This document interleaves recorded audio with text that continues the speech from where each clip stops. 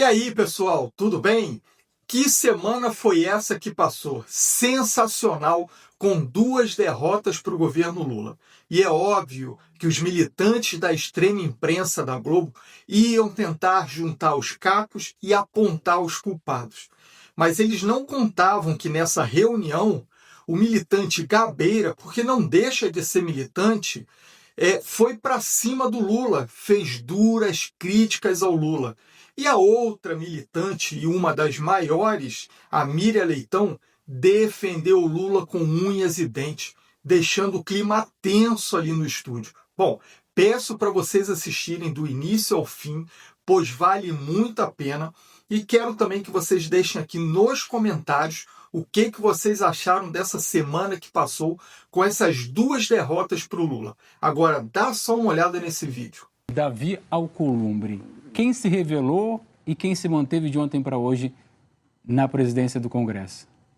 Olha, não se revelou, ele é assim mesmo, né? Quem acompanha ali, primeiro boa noite, Miriam, Gabeira, Flavinha, Marcelo, uma quinta-feira iluminada para todos nós, assinantes. O Davi Alcolumbre é esse, né? Ele age muito bem, não estou falando que eu estou aprovando o que ele fez ontem, né? E hoje, né? Mas ele age muito bem nos bastidores, de acordo com os interesses dele, né? E ele decidiu derrotar o presidente Lula. Hoje já era uma derrota contratada, né? Isso já estava certo. Essa derrota o Palácio do Planalto sabia que ia ter. Agora, a de quarta-feira, não. A de quarta-feira, o governo achava que tinha condições de ganhar, né? Mas só que esqueceram de combinar com Davi Alcolumbre. E Davi Alcolumbre mandou sinais para o governo. Por exemplo, o presidente Lula chegou a pedir para o Davi Alcolumbre, Marcelo, que ele reunisse os senadores para fazer um encontro na residência oficial do Senado e o presidente Lula iria lá, né? E nesse encontro iriam falar sobre Jorge Messias. O Davi Alcolumbre que pede isso ao Lula. Não, o Lula é que fala para o Davi Alcolumbre. Ah, entendi. O Lula que fala para o Davi, vamos marcar aquele encontro, porque ele fez o mesmo encontro com os deputados, sim, na casa do Hugo Mota. E ele queria fazer a mesma coisa com os senadores. E o Davi Alcolumbre desconversou, não marcou. E mandou avisar para a equipe dele, olha, eu não vou marcar esse encontro antes da votação do Jorge Messias. Então, ele estava emitindo sinais de que ele queria derrotar o presidente Lula. O problema é que o presidente não conseguiu ler esses sinais, que ele sempre lê muito bem, não leu. Mas será que você acha que ele não quis ou não soube? Porque, assim, tipo, hoje um senador me disse, o Lula continua encastelado, a gente não consegue. Então, o Lula está encastelado. Né? Encastelado. Quando você está encastelado, você não consegue ler os sinais. Você não consegue ler os sinais que vêm do Senado. Então, eu acho que foi uma semana de uma derrota horrível para o governo, tanto anteontem, tanto ontem quanto hoje. Foi péssima derrota. Agora, o Gabriel estava falando algo antes, eu concordo com ele. Lá no plenário do Senado, eu estava lá ontem. A oposição, acabou o Lula 3, alto lá. Esse pessoal tem que tomar um cuidado, porque, primeiro, o Senado não é o Brasil, né? A gente tem que lembrar isso, assim, apesar de serem eleitos pelo Brasil, eles não representam o Brasil, ainda mais senador. Assim, representam os estados, mas a população, o segmento da população, não representam, né? Então, não dá para dizer que aquilo ali que foi no Senado representa que o Lula está em desvantagem no país. Não é isso. Eles estavam com esse discurso. Não é, né? E o Lula, só para a gente jogar para o Gabeira, o que ele vai falar agora não é para o Senado, não interessa o Senado, ele tem que falar para a população, ele tem que falar para o povo, né?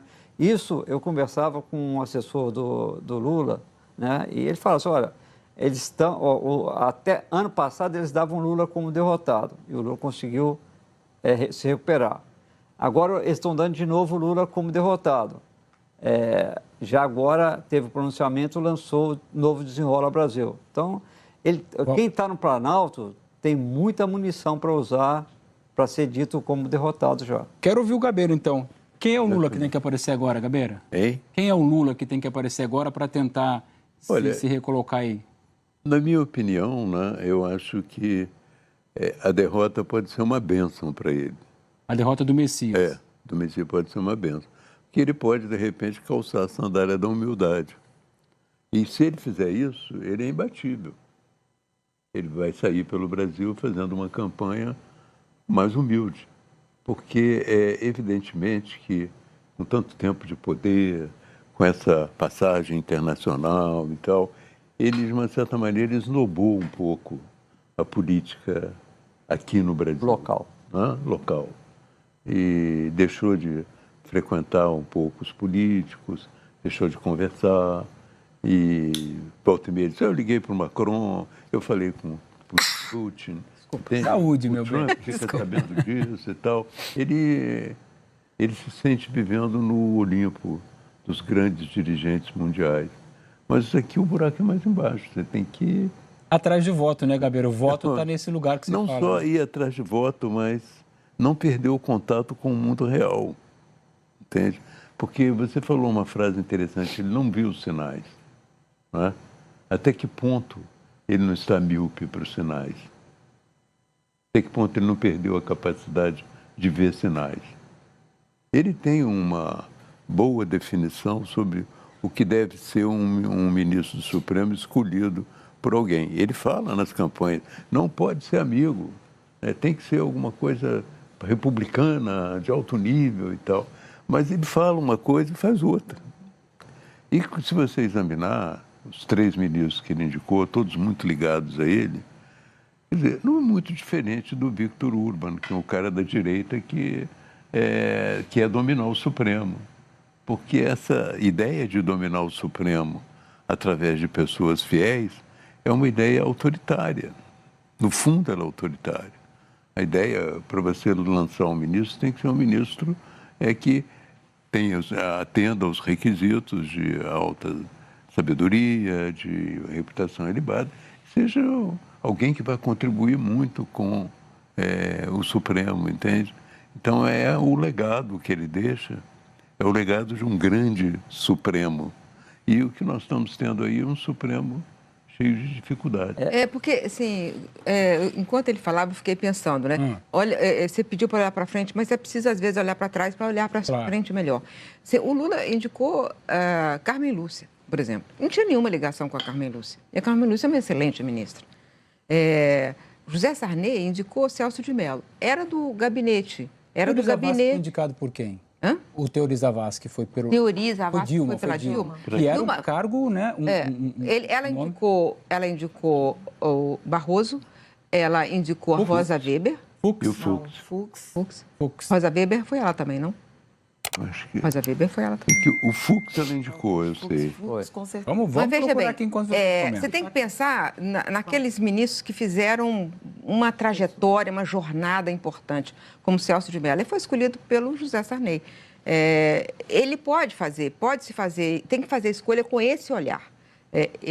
Ele era do gabinete, próximo ao gabinete da Casa Civil, o Celso de Mello era o segundo, mas ele tinha sólido saber jurídico. Isso ficou provado ao longo de todo o período que ele esteve lá. Então, é isso que tem que buscar. Achei aqui, Miro. Dilma indicou, só para lembrar os nomes, Dilma indicou, você tinha razão, pela ordem, Fux, Rosa Weber, Barroso e Fachin. Foram esses nomes, por favor. Eu só queria acrescentar o dilema que eu estou vendo. Quer dizer, o presidente precisa indicar um ministro porque... ele é prerrogativa dele e o mandato não acabou. Exatamente. Essa é uma questão.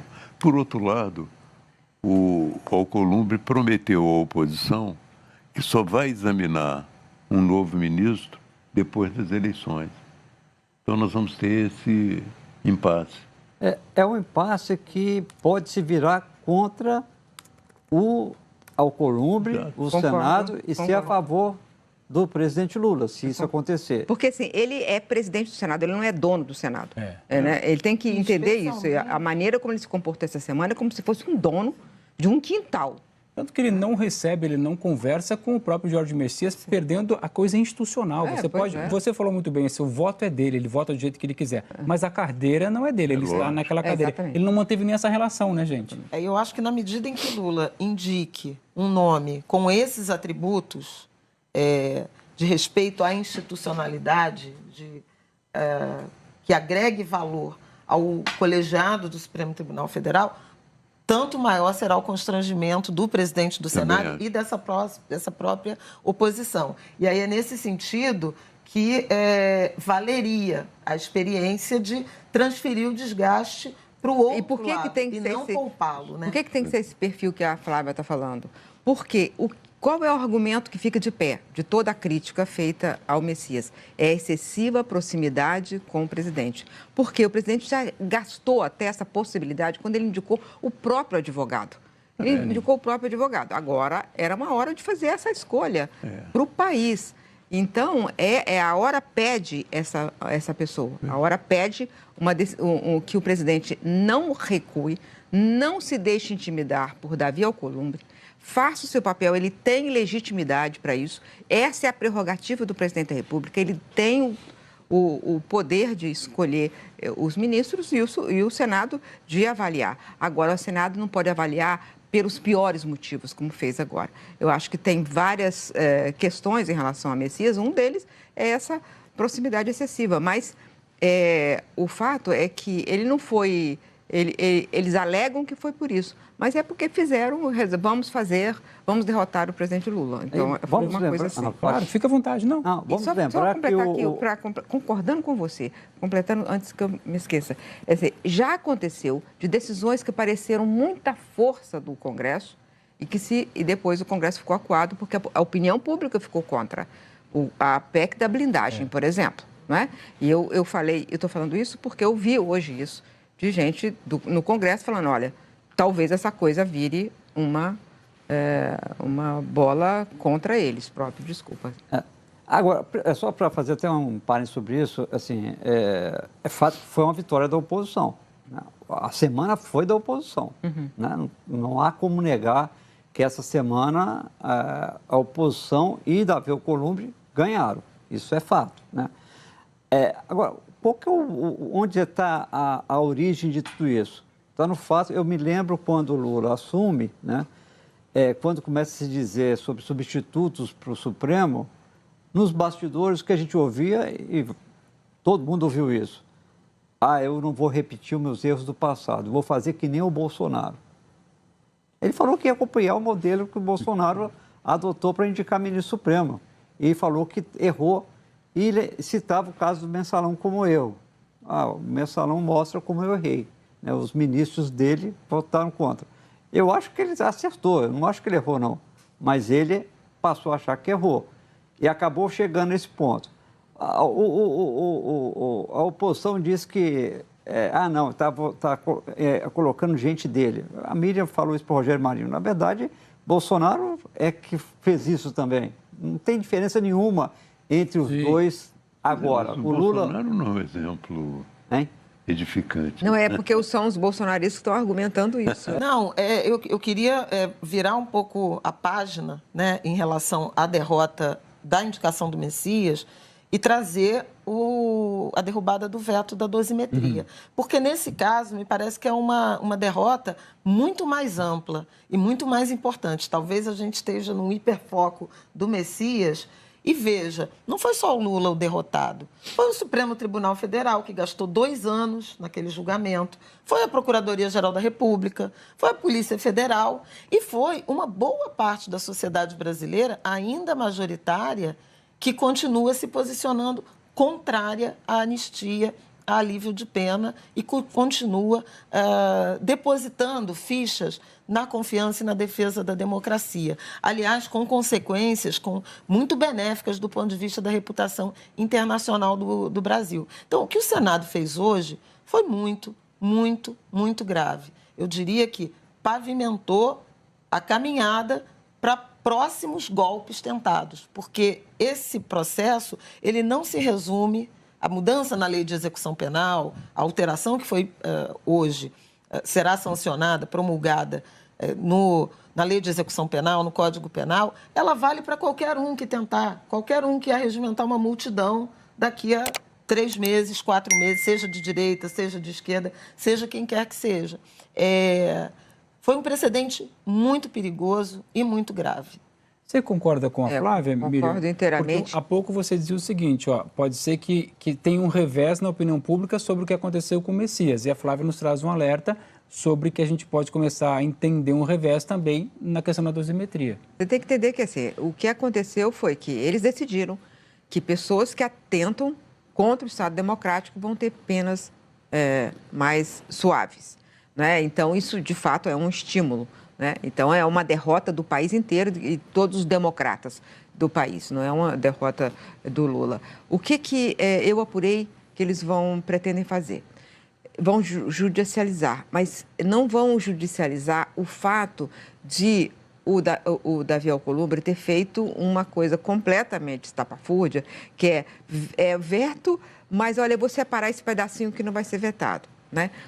Então, ele fez uma cirurgia completamente heterodoxa, não existe aquilo que ele fez, não tem precedente legal, mas não é isso que eles querem questionar. Eles querem questionar o fato de que crime contra o Estado Democrático de Direito pela Constituição não pode ter graça, indulto ou anistia. E eles acham que redução de pena também está incluído isso. Isso que eles vão perguntar ao Supremo. E quem vai fazer essa pergunta? A discussão é que não deve ser o governo a judicializar, mas partidos da base que vão fazer isso. Então, esse é o próximo passo. Você está me pedindo sempre o próximo passo. É bom, né? Para a gente olhar um pouco para frente também. A minha dúvida nesse caso é que se a gente voltar no passado, as mudanças que foram aprovadas nessa redução de penas teve o aval de uma parcela importante do Supremo Tribunal Federal. Não sei se vocês se recordam. Tanto que eles diziam, a gente está aplicando a lei, mas não é a gente que faz a lei. Então, mudem a lei. Não era esse o discurso? E me recordo que o que foi votado no Congresso passou pelo crivo de ministros do Supremo. Uhum. Alguns ministros do Supremo deram aval para aquelas mudanças, né? Então, estou muito curioso com essas ADIs que estão sendo impetradas, algumas já foram impetradas, outras vão ser impetradas, como é que vai ser a reação agora do Supremo, né? O Supremo agora vai simplesmente esquecer, olha, esqueçam que eu dei o aval, agora eu vou... Zerou o jogo. Pode mudar. Que eu julguei, né? Pode mudar. Além disso, tem um detalhe, né? Não tem aplicação imediata, não é automática, não é aplicação automática. Os condenados têm que acionar suas equipes de defesa para entrarem no Supremo pedindo benefício, né? Que as penas sejam recalculadas à luz da nova legislação, né? Então, isso vai um longo caminho ainda e a conferir se eles vão, porque vão beneficiar os invasores, os golpistas dos atos antidemocráticos, ou vocês vão só aliviar eles e a ação penal do golpe vão manter? Ô Gabeira, queria ouvir de você, e esse Supremo, hein? Que papel aí tem o Supremo nesse momento? Que Supremo é esse que a gente tem agora, depois desses dois episódios que a gente viu, que estão diretamente ligados ao Supremo? É o Messias e a dosimetria? Não me pergunte isso, porque às vezes eu digo umas barbaridades. Não tem problema, a gente quer te ouvir, você tem liberdade para isso. Mas eu não vou dizer. Eu não acho que você diz barbaridade não, Gabriel. Eu não acho que você diz barbaridade não. De uma medida provisória, você pode renovar o Supremo. Não, evidentemente, deixar de levar em conta os direitos adquiridos. Os ministros continuariam ministros, continuariam recebendo o seu salário, mas ficariam na reserva. E você renovaria o Supremo. Eu acho que seria uma saída. Porque o que eu vejo agora, nesse momento, eu vejo a possibilidade dele, no Supremo, fortalecer um Senado de direita, quer dizer, fortalecer a campanha da direita. Qual foi de vocês que falou hoje cedo que agora impeachment de ministro supremo dá voto? Foi uma de vocês? Não, mas é isso que você está falando. A pesquisa da Quest tem mostrado... que essa bandeira dá voto, né, Exatamente. E como ela concerne basicamente o Senado, muitos senadores vão fazer campanha, muitos candidatos vão fazer a campanha exatamente criticando o Supremo. Então, ou você tem uma solução agora, ou eventualmente você pode ter uma solução depois das eleições, um processo de impeachment. Entende? Agora, o problema é o seguinte, que se você, através de um Supremo com essas características, você fortalece a eleição de um Senado de direita, se você tiver um presidente de esquerda, ele vai ficar isolado, ilhado num Senado de direita. Isso me parece muito problemático. Isso nós já vimos essa semana, né? O que pode ser feito, entende? Então, eu vejo que o fato do Supremo ter esses problemas coloca as eleições para o Senado como eleições muito importantes e muito delicadas. Eles estão tentando achar um culpado até agora. Aí culpam o Moraes, culpam o Alcolumbre, culpam o Flávio Bolsonaro. Bom, mas o próprio culpado de tudo isso é o próprio Lula, que vem derretendo nas pesquisas, vem perdendo tudo que ele vem tentando fazer. Nada dá certo desde quando ele iniciou o governo. É só desastre atrás de desastre. Então, não tem como querer culpar alguém a não ser o próprio Lula. Mas é lógico que a extrema imprensa da Globo não vai querer apontar o dedo para o Lula, tirando ali o Gabeira. Mas agora eu quero saber de vocês. O que vocês acharam dessa reuniãozinha da Globo? Deixaram aqui nos comentários também o que vocês acharam dessa semana que passou. Foi boa? Foi ótima? Foi ruim? Deixa aqui nos comentários. Aí peço também para vocês deixarem aqui o like e principalmente se inscreverem aqui no canal para estar recebendo esse tipo de conteúdo. Pessoal, então até o próximo vídeo e fiquem com Deus.